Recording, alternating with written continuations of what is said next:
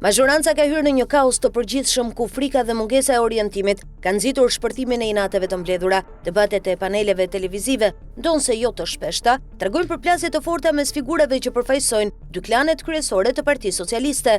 Në një emision televiziv, Oltion Rumbullaku dhe Arben Meçaj përfaqësuan pozicione të kundërta në lidhje me hetimin ndaj zëvendës kryeministres Belinda Balluku. Rumbullaku, i cili ka qenë antar i Këshillit Bashkiak të Tiranës dhe zëvendës ministër, njihet si i afërt me Erion Veliajn dhe e përdori rastin për të sulmuar Ballukun. Në të njëjtin debat, Meçaj e kundërshtoi duke e cilësuar akuzën të shkëputur nga realiteti i dosjes penale. Kjo përplasje nuk përbën një episod të izoluar, por një fenomen që po shpaloset brenda PS-s. Reagimet e ashpra gjatë konfliktit virtual mes Erion Braçës dhe Piro Lutajt, si dhe qëndrimi i entuziazmuar i Petro Koçit pas nisjes së hetimit për numrin 2 të qeverisë, tregojnë se tensionet e vjetra po shpërthejnë në mënyrë të hapur. Rrjetet sociale të militancës socialiste e zbulojnë këtë krizë dhe më qartë. Reagimet e tyre tregojnë pezë, frustrim dhe mungesë besimi tek struktura drejtuese. Kjo situatë vjen pas një qëndrimi të gjatë në pushtet dhe pas mungesës së meritokracisë. Ajo gjithashtu vjen si rezultat i një procesi të nxitur nga lart. Edi Rama ka ndjekur gjithmonë një model kontrolli që synon shkatrimin e rrymave natyrore brenda partisë.